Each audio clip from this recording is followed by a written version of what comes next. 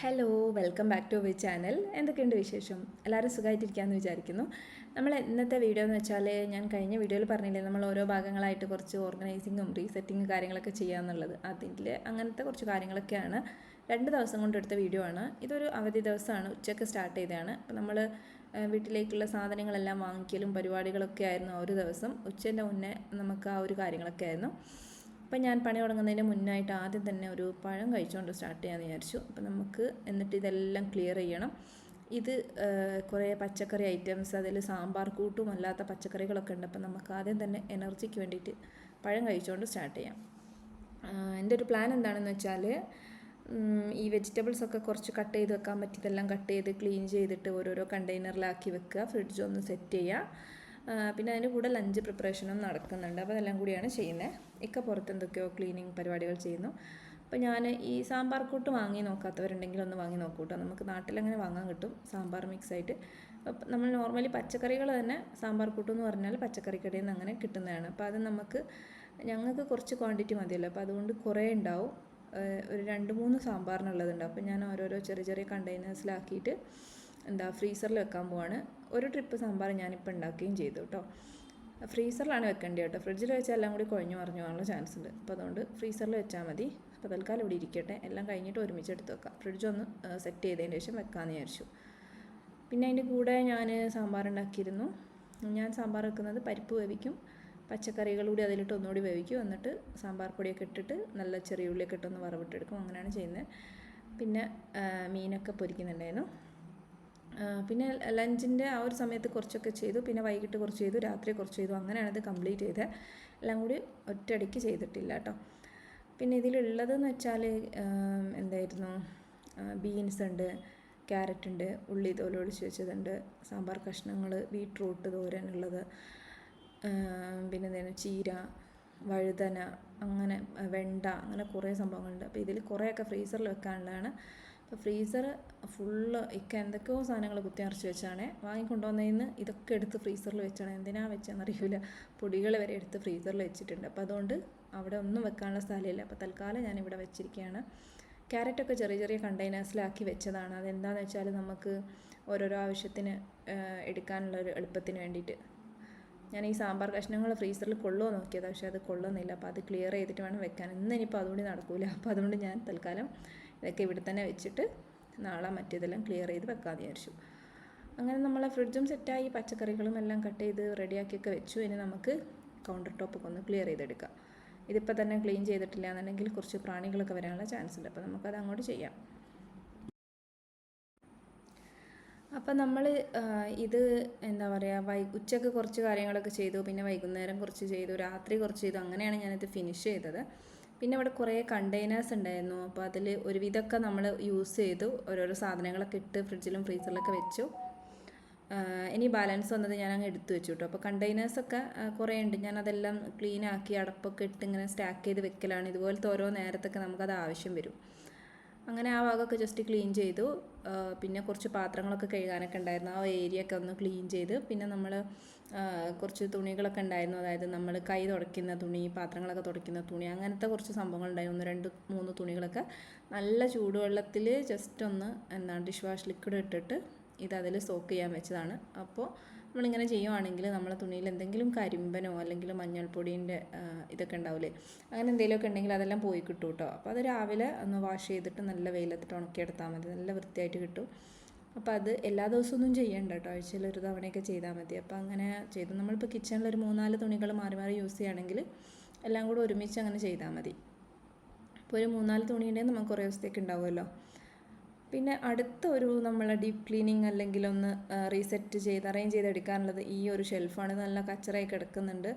കാണുമ്പോൾ പെട്ടെന്നൊന്നും മനസ്സിലാവുന്നില്ലെങ്കിൽ ഒന്ന് സൂം ചെയ്ത് നോക്കിയാൽ മനസ്സിലാവും. അവിടെ ആയിട്ട് കുറച്ച് ഓർഡർ തെറ്റിയും ഒക്കെ കിടക്കുന്നുണ്ട്. സാധനങ്ങളൊന്നും ഫില്ല് ചെയ്തിട്ടില്ല, എല്ലാം വൃത്തിയാക്കാനുണ്ട്. അപ്പോൾ എല്ലാം കൂടി ഒരുമിച്ച് ചെയ്യാൻ നിന്നാൽ പിന്നെ ഭയങ്കര നമ്മളാകെ കഷ്ടപ്പെട്ടു. അപ്പോൾ അതുകൊണ്ട് ഓരോന്നായിട്ട് ചെയ്യുന്നത്. കഴിഞ്ഞ വീഡിയോയിൽ നമ്മൾ അലമാരയൊക്കെ സെറ്റ് ചെയ്തില്ലേ, അത് കണ്ട് മോട്ടിവേറ്റഡ് ആയിട്ട് നിങ്ങൾ ആരെങ്കിലും ക്ലിയർ ചെയ്തിട്ടുണ്ടായിരുന്നോ ഉണ്ടെങ്കിൽ പറയൂ കേട്ടോ. അപ്പം നമ്മൾ ഫ്രിഡ്ജ് ഒക്കെ സെറ്റാക്കി. അപ്പോൾ നമ്മളിങ്ങനെ ചെയ്യാൻ എനിക്കും അതുപോലെ അത് കാണുമ്പോൾ നിങ്ങളിൽ ആർക്കെങ്കിലുമൊക്കെ ഒരു മോട്ടിവേഷൻ ഉണ്ടാവുകയാണെങ്കിൽ ആവട്ടെ വിചാരിച്ചിട്ടാണ് കേട്ടോ. അപ്പോൾ നമ്മൾ കിച്ചണിൽ ആ ഒരു പണി മനസ്സിലിങ്ങനെ വെച്ചുകൊണ്ട് ഞാൻ കിച്ചണിൽ ഇന്നത്തെ പണികൾ അവസാനിപ്പിക്കുകയാണ്. ഇനി ബാക്കി നമുക്ക് നാളെ രാവിലെ ചെയ്യണം. അപ്പോൾ ഞാൻ എപ്പോഴും കിടക്കാൻ പോകുന്നതിന് മുന്നായിട്ട് ഒരു 10 മിനിറ്റ് എടുത്തിട്ട് വീടൊന്ന് സെറ്റ് ചെയ്തിടും. കിച്ചൺ നമ്മൾ എന്തായാലും മാക്സിമം ക്ലീൻ ചെയ്തിടാൻ നോക്കുക. പിന്നെ എപ്പോഴും എല്ലാ കാര്യങ്ങളും നടക്കില്ല കേട്ടോ. അപ്പോൾ ഈ പണിയെല്ലാം കഴിഞ്ഞപ്പോഴേക്ക് വീട്ടിലെല്ലാവരും ഉറങ്ങിയിട്ടുണ്ടായിരുന്നു. രാത്രി കുറേ വൈകിയിട്ടുണ്ടായിരുന്നു കേട്ടോ. അപ്പോൾ ഫിസു ലൈറ്റ് പോലും ഓഫ് ചെയ്യാതാണ് കിടന്നത്. അപ്പം ഞാൻ പോയിട്ട് ലൈറ്റൊക്കെ ഓഫ് ചെയ്യാണ്.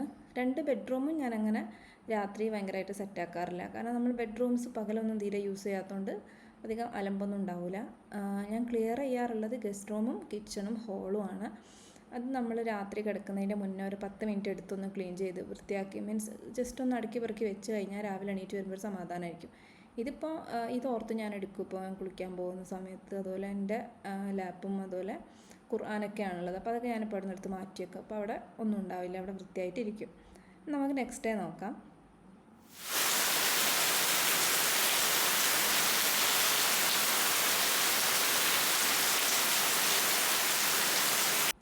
ഇതൊരു ചീഞ്ഞൊരു മഴ ദിവസമായിരുന്നു കേട്ടോ. അപ്പോൾ രാത്രി കുറച്ച് ലേറ്റ് ആയതുകൊണ്ട് തന്നെ രാവിലെ ഞാൻ എണീക്കാൻ കുറച്ച് വൈകിപ്പോയി. അപ്പോൾ അതുകൊണ്ട് മോർണിംഗ് ഒരു ഹറി ബറിയായിരുന്നു. എനിക്ക് വീഡിയോ എടുക്കാനൊന്നും പറ്റിയില്ല.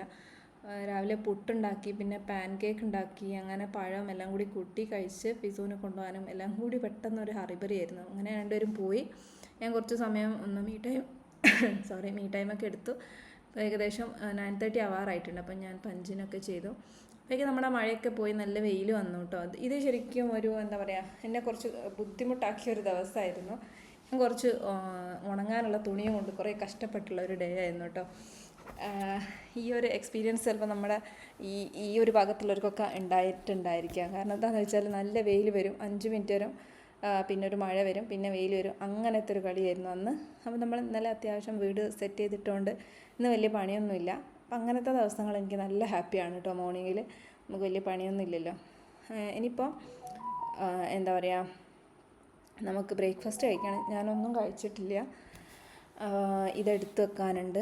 പിന്നെ അത് ഈ ഭാഗത്തേക്ക് വരുമ്പോൾ എനിക്ക് ഒരു റാക്ക് ക്ലിയർ ചെയ്യാനുള്ളത് ഇങ്ങനെ ഓർമ്മ വരും. കണ്ടില്ലേ, കാലിയായി കിടക്കുകയാണ്. അതൊക്കെ നമുക്ക് ഫില്ല് ചെയ്ത് സെറ്റാക്കി വെക്കണം. അങ്ങനെ തിരിഞ്ഞ് കളിച്ചപ്പോഴത്തേക്കും 9:30 ആയി. ഈ ക്ലോക്ക് കുറച്ച് ഫാസ്റ്റാണ് കേട്ടോ. അപ്പോൾ അതുകൊണ്ട് ഒരു 5-8 മിനിറ്റ് മുമ്പിലാണ്.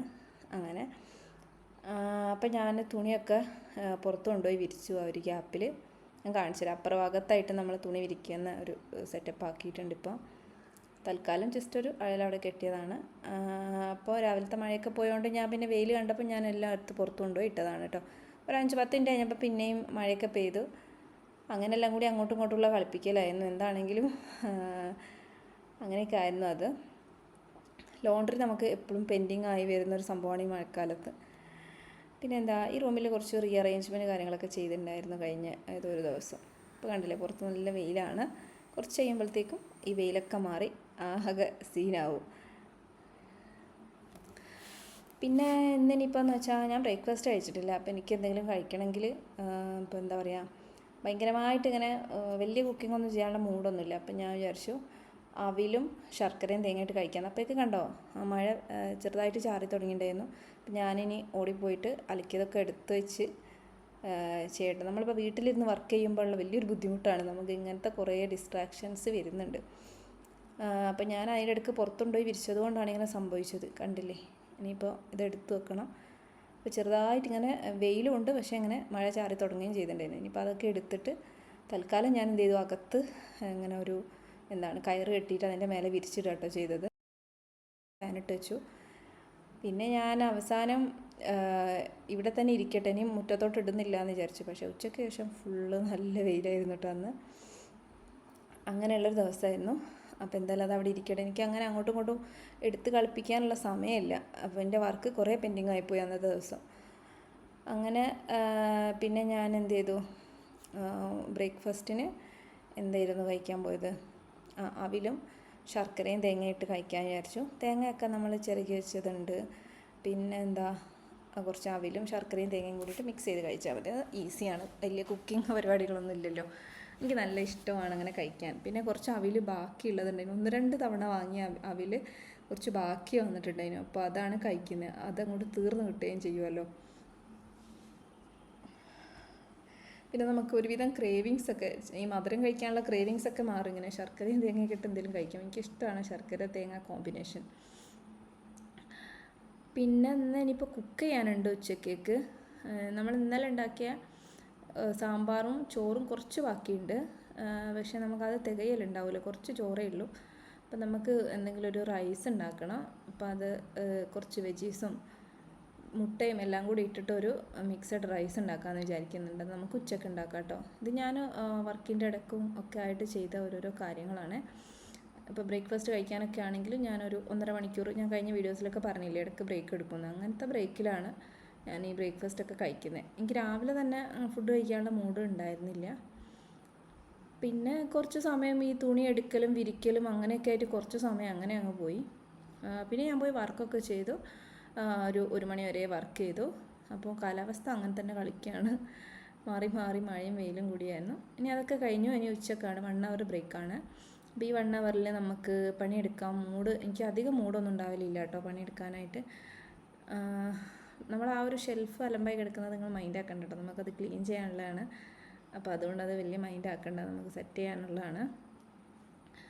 നമുക്ക് ഈ പാത്രങ്ങൾ എടുത്ത് വെക്കണം, അതൊരു വലിയ ടാസ്ക്കാണ്. അപ്പോൾ അത് അധികവും ഞാൻ ഉച്ചക്കാണ് എടുത്ത് വെക്കുന്നത്. കുക്കിങ്ങിനോ അങ്ങനെ എന്തെങ്കിലും ആവശ്യത്തിന് കിച്ചണിൽ വരുമ്പോൾ അത് എടുത്ത് വെക്കും. 5-10 മിനിറ്റ് എടുക്കുള്ളൂ, പക്ഷെ അതൊരു എന്താ പറയുക, ഒരു ബുദ്ധിമുട്ടുള്ളൊരു പണിയാണത്. അപ്പോൾ അതിനെന്തെങ്കിലും ഒരു സൊല്യൂഷൻ ഉണ്ടെങ്കിൽ ഞാൻ എപ്പോഴും വിചാരിക്കും, നമ്മൾ കിച്ചണിൽ എവിടെയെങ്കിലും ഒരു റാക്കോ തട്ടോ അങ്ങനെ എന്തെങ്കിലും അടിച്ചു കഴിഞ്ഞാൽ അതൊരു വൃത്തികേടാണല്ലോ വിചാരിച്ചിട്ട് ഞാനത് ചെയ്യാണ്ടിരിക്കുകയാണ്. അങ്ങനെ ചെയ്യുവാണെങ്കിൽ പിന്നെ നമ്മൾ കഴുകിയ പാത്രം നേരെ അങ്ങോട്ട് വെച്ചാൽ മതിയല്ലോ, പിന്നെ അത് അവിടെ നിന്ന് എടുത്ത് വേറൊരു സ്ഥലത്തേക്ക് വെക്കണ്ടല്ലോ. ഇതിപ്പോൾ എല്ലാം എടുത്തിട്ട് ഇതിന് ഉള്ളിലേക്ക് വെക്കണം, പിന്നെ അടുത്ത ലോഡുണ്ടാവും. ഇത് തന്നെ ഒരു പണി. പിന്നെ അത് ശീലമായി കഴിഞ്ഞാൽ വലിയ കുഴപ്പമില്ല. അങ്ങനെ ഇതിൽ കുറേ പാത്രം ഉണ്ടായിരുന്നു. ഇന്നലെ നമ്മൾ ഫ്രിഡ്ജൊക്കെ ക്ലിയർ ചെയ്തതും അങ്ങനെ എല്ലാം കൂടിയിട്ട് കുറേ ചെറിയ ചെറിയ സാധനങ്ങൾ എന്തൊക്കെയോ ഉണ്ടായിരുന്നു. അപ്പോൾ അതൊക്കെ ഞാൻ വേഗം എടുത്ത് വെക്കുകയാണ്. വീഡിയോസൊക്കെ എന്തൊക്കെ പ്ലേ ചെയ്ത് വെച്ചിട്ടാണ്. എനിക്കിപ്പോൾ അല്ലാതെ പണിയെടുക്കുമ്പോൾ ഭയങ്കര എന്താ പറയുക, കുറേ പണിയെടുത്തു എന്നുള്ള ഫീല് വരും. അപ്പോൾ നമ്മൾ വീഡിയോസൊക്കെ ഇങ്ങനെ വെച്ച് ഹെഡ്സെറ്റൊക്കെ വെച്ച് പണിയെടുക്കുമ്പോൾ അത് നമ്മളൊരു റോബോ പോലെ അങ്ങനെ പണിയെടുക്കും, നമ്മൾ പോലും അറിയാതെ അങ്ങനെ പണിയെടുത്തോളും. അപ്പോൾ ഈ ഒരു പണിയും ഒരു റൈസ് ഉണ്ടാക്കലുമാണ്. പിന്നെ കിച്ചൺ അധികം അലമ്പാക്കാണ്ടാണ് ഞാൻ ചെയ്യുന്നത്. നമുക്ക് എന്താണ്, കുറേ വെജിറ്റബിൾസ് ഒന്നും ഇടുന്നില്ല, കുറച്ച് ഉള്ളി, ഒരു കഷ്ണം ഉള്ളി, പിന്നെ കുറച്ച് ബീൻസൊക്കെ കട്ട് ചെയ്ത് വെച്ചത്, അങ്ങനെ എല്ലാം കൂടി ഇട്ടിട്ട് ഒരു റൈസാണ്. കുക്കറിൽ ഉണ്ടാക്കാവുന്നതേ ഉള്ളൂ. പിന്നെ ഞാൻ നിങ്ങളെ കുക്കറിൽ ഇങ്ങനെ കാണാനാകത്തോണ്ട് ഒരു പാത്രത്തിൽ ഉണ്ടാക്കി കാണിച്ചു തരാമെന്നേ ഉള്ളൂ. അപ്പോൾ ആവശ്യമായിട്ടുള്ള സാധനങ്ങൾ എന്ന് പറഞ്ഞാൽ അരി, നമ്മുടെ നോർമൽ നെയ്ച്ചോറ് വെക്കുന്ന അരി, പിന്നെ ഗ്രീൻ പീസ് ഉണ്ട്, ഉള്ളി, പച്ചമുളക്. മസാല ബോക്സ് എന്തിനാണ് എടുത്ത് വെച്ചതെന്നറിയോ? ചിക്കൻ മസാല അതിലുണ്ട് വിചാരിച്ച് എടുത്ത് വെച്ചതാണ്. പക്ഷേ ചിക്കൻ മസാല ആക്ച്വലി കണ്ടെയ്നറിൽ ഇട്ട് വെച്ചതുണ്ടായിരുന്നു. ചിക്കൻ മസാല വേണം. പിന്നെ സോയ് സോസും chilli sauce, tomato sauce, ginger garlic paste, ഇത്രയും സാധനങ്ങളാണ് വേണ്ടത്. പിന്നെ ജിഞ്ചർ ഗാർലിക് പേസ്റ്റ് വേറൊരു കമ്പനീൻ്റെത്, ബേക്കേഴ്സ് എന്ന് പറഞ്ഞൊരു കമ്പനീൻ്റെ ആദ്യമായിട്ട് വാങ്ങിയതാണ്. കുഴപ്പമില്ല കേട്ടോ, അജ്മീൻ്റെയൊക്കെ ഫ്ലേവർ തന്നെ. അജ്മീൻ്റെത് എവിടെ ഈ പ്രാവശ്യം നമ്മൾ പോയിട്ട് എവിടെ നിന്നും കിട്ടിയില്ല. ഈസ്റ്റ് എൻഡ് ഉണ്ടായിരുന്നു. പിന്നെ ഞാൻ ഇതെങ്ങനെ ഉണ്ടെന്ന് നോക്കാൻ വിചാരിച്ചിട്ട് അത് വാങ്ങിയതാണ്. അപ്പോൾ നമ്മൾ റൈസ് ഉണ്ടാക്കാൻ വേണ്ടിയിട്ട് ആദ്യം കുറച്ച് നമ്മൾ നെയ്ച്ചോറ് വെക്കുന്നത് പോലെ കുറച്ച് റൈസ് വേവിച്ചെടുക്കുകയാണ്. അതിൽ കുറച്ച് നെയ്യും, നോർമൽ നെയ്യാണ് അത്, നമ്മൾ വനസ്പതി ഉണ്ടാവില്ല അതാണ്. മറ്റേ നെയ്യ് ഞാനങ്ങനെ യൂസ് ചെയ്യാറില്ല, അത് എനിക്ക് അത്ര ഇഷ്ടമില്ല. പിന്നെ അതിൽ കുറച്ച് വെളിച്ചെണ്ണ ഒഴിച്ച് കൊടുത്തു. പിന്നെ പട്ട, ഗ്രാമ്പു, ഏലക്കായൊക്കെ ഇട്ട് കൊടുത്തു, നമ്മൾ നോർമലി നെയ്ച്ചോറ് വെക്കുന്ന പോലെ തന്നെ. അതിലോട്ട് പിന്നെ ഉള്ളിയൊന്നും ഇട്ടില്ലായിരുന്നു. എന്നിട്ട് കുറച്ച് അരിയൊക്കെ കഴുകി അരി ഇട്ട് കൊടുത്തു. ഒന്ന് റോസ്റ്റ് ചെയ്തതിന് ശേഷം വെള്ളം ഒഴിച്ച് കൊടുത്തു. പിന്നെ ക്യാരറ്റും അതുപോലെ ഗ്രീൻ പീസും ഒന്ന് നല്ലോണം വെന്ത് കിട്ടാൻ വേണ്ടിയിട്ട് അതിലേക്ക് ഇട്ട് കൊടുക്കുകയാണ് കേട്ടോ.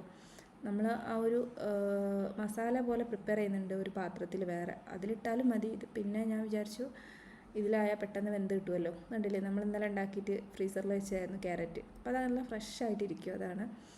അപ്പോൾ അത് ഒറ്റ വിസിലടിക്കുമ്പോൾ നമുക്ക് ഓഫ് ചെയ്യാം. അപ്പോഴേക്കും നമുക്കൊരു മസാല പോലെ ഉണ്ടാക്കാം. കുറച്ച് ഉള്ളി വാട്ടിക്കൊടുത്തു, അതിലോട്ട് 2 പച്ചമുളക് ഇട്ട് കൊടുത്തു, കുറച്ച് ബീൻസ്, ക്യാരറ്റൊക്കെ വേണമെങ്കിൽ നമുക്ക് ഗ്രേറ്റ് ചെയ്തിട്ട് ഇട്ട് കൊടുക്കാം കേട്ടോ. ഞാൻ പിന്നെ കുറച്ച് വലിയ പീസായിട്ട് കട്ട് ചെയ്താണ്, അതുകൊണ്ടാണ് റൈസിൻ്റെ കൂടെ ഇട്ടത്. പിന്നെ ഇതിലൊക്കെ നമുക്ക് ക്യാപ്സിക്കൊക്കെ ആഡ് ചെയ്ത് കൊടുക്കാം. എൻ്റെ കയ്യിൽ അതൊന്നും ഉണ്ടായിരുന്നില്ല. പിന്നെ കുറച്ച് ജിഞ്ചർ ഗാർലിക് പേസ്റ്റ്, സോയ് സോസും ചില്ലി സോസൊക്കെ ഒഴിച്ചു കൊടുത്തു. കുറച്ച് ചിക്കൻ മസാല ഇട്ട് കൊടുത്തു. വേറെ മസാലപ്പൊടികളൊന്നും വേണ്ട, ചിക്കൻ മസാലേൻ്റെ ഫ്ലേവർ നല്ല ടേസ്റ്റാണ്. ഇത് നല്ല ടേസ്റ്റുള്ളൊരു റൈസാണ് കേട്ടോ. ഇവിടെ പൊതുവേ ഇങ്ങനത്തെ റൈസൊന്നും ഇക്കാക്കൊന്നും വലിയ ഇഷ്ടമല്ല. എനിക്കും ഫിസോനും ഇഷ്ടമാണെങ്കിലും ഇക്കൊക്കെ വലിയ ഇഷ്ടമല്ലെങ്കിൽ പോലും ഇത് നല്ല ഇഷ്ടമാണ്, നന്നായിട്ട് കഴിക്കാറുണ്ട് കേട്ടോ. ഇതിന് ഒരു പ്രത്യേകത എന്താണെന്ന് വെച്ചാൽ ഇതിന് പ്രത്യേകിച്ച് കറികളൊന്നും വേണ്ട എന്നുള്ളതാണ്. ചിക്കൻ്റെ ഗ്രേവിയൊക്കെ ഉണ്ടെങ്കിൽ അടിപൊളിയാണ്, ചിക്കൻ ഫ്രൈയോ അല്ലെങ്കിൽ ഒന്നുമില്ലെങ്കിൽ അച്ചാറെങ്കിലും മതി എന്നുള്ളതാണ്. പിന്നെ സാമ്പാറും ചോറും ഉള്ളതുകൊണ്ട് ഞാനിതങ്ങ് ഉണ്ടാക്കിയെന്നതിൽ കുറച്ചുകൂടി ഉപ്പൊക്കെ ഇട്ട് കൊടുത്തു. നമ്മൾ ചോറിൽ ഉപ്പിട്ടതാണ്, ഉള്ളി വാട്ടുന്ന സമയത്ത് ഉപ്പിട്ടതാണ്, അതുകൊണ്ട് ഞാൻ കുറച്ച് ഉപ്പും കൂടി ഇട്ട് കൊടുത്തു. 2 മുട്ട പൊട്ടിച്ച് ഒഴിച്ച് കൊടുത്തിട്ടുണ്ട്. ചിക്കൻ വേണമെങ്കിൽ ഫ്രൈ ചെയ്ത ചിക്കനൊക്കെ ഇട്ട് കൊടുക്കാം. ശരിക്കൊരു ഫ്രൈഡ് റൈസിൻ്റെ കസിനായിട്ട് വരും കേട്ടോ അത്.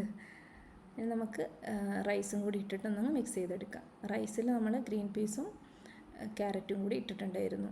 അപ്പോൾ നല്ലൊരു രസമാണ്, നല്ല ടേസ്റ്റ് ഉണ്ടായിരുന്നു. ഇത് നമ്മൾ എത്ര ഉണ്ടാക്കിയാലും ഒരു തരി പോലും ബാക്കി ഉണ്ടാവില്ല എന്നുള്ളതാണ് ഇതിൻ്റെ ഒരു പ്രത്യേകത. നല്ല ടേസ്റ്റാണത്. നമുക്കൊരു പുലാവ് എന്നൊക്കെ വേണമെങ്കിൽ ഇതിനെ വിളിക്കാൻ തോന്നുന്നു അല്ലേ. ഞാൻ പിന്നെ ഇങ്ങനെ ട്രൈ ചെയ്ത് നോക്കിയിട്ട് ഇഷ്ടപ്പെട്ടതാണ്.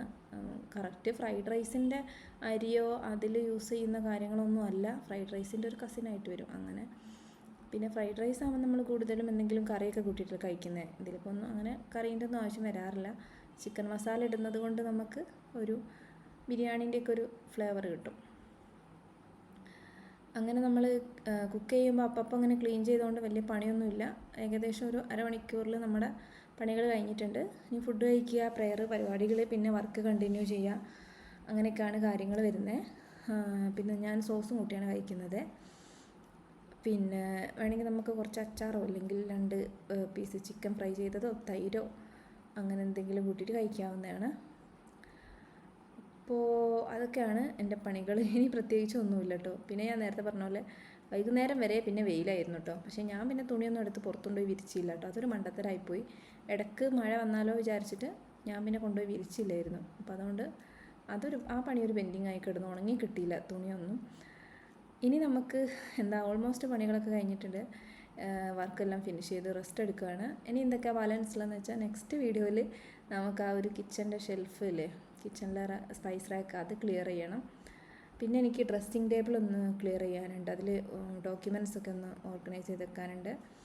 പിന്നെ നമ്മൾ കുറച്ച് ലോണ്ട്രി പരിപാടികൾ ഒന്ന് കംപ്ലീറ്റ് ചെയ്യാനുണ്ട്. അങ്ങനത്തെ ഓരോരോ പണികൾ നമ്മൾ ഒരു സൈഡിൽ നിന്ന് ഇങ്ങനെ തീർത്ത് വരുമ്പോഴേക്കും അടുത്ത സൈഡ് പണി ഉണ്ടാവും. എന്നാലും നമ്മളിങ്ങനെ ഡീപ്പ് ക്ലീനിങ്ങും കാര്യങ്ങളൊക്കെ ചെയ്ത് പോരുമ്പോൾ നമുക്ക് കുറച്ച് അടിപൊളിയായിട്ട് സ്മൂത്തായിട്ട് കാര്യങ്ങൾ പോവും. അപ്പോൾ ഇതൊക്കെയാണ് നമ്മുടെ ഇന്നത്തെ കാര്യങ്ങൾ. ഈ വീഡിയോ നിങ്ങൾക്ക് ഇഷ്ടമായെന്ന് വിചാരിക്കുന്നു. ഇതിൻ്റെ വോയിസ് ഞാൻ മാക്സിമം കൂട്ടിയിട്ടുണ്ട്. അപ്പോൾ അടുത്ത വീഡിയോ ആയിട്ട് കാണാമല്ലേ. അപ്പോൾ bye bye. Thank you for watching. Take care.